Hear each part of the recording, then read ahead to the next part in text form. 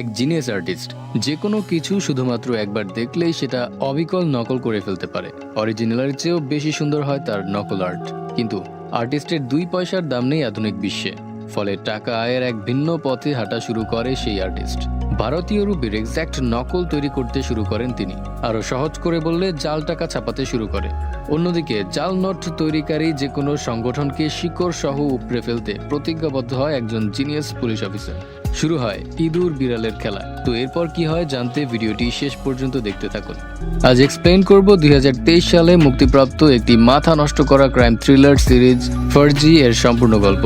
সিরিজের মুখ্য চরিত্রগুলোতে ফাটাফাটি অভিনয় করেছেন শাহিদ কাপুর ও বিজয় সেতুপতি। IMDb-তে সিরিজটির রেটিং হচ্ছে 8.7 আউট অফ 10 আর 98% গুগল ইউজার সিরিজটিকে পছন্দ করেছে। বুঝতেই পারছেন কতটা থ্রিলিং এর স্বাদ দিতে সক্ষম এই সিরিজ। So guys, আর কথা না বাড়িয়ে let's jump into the explanation.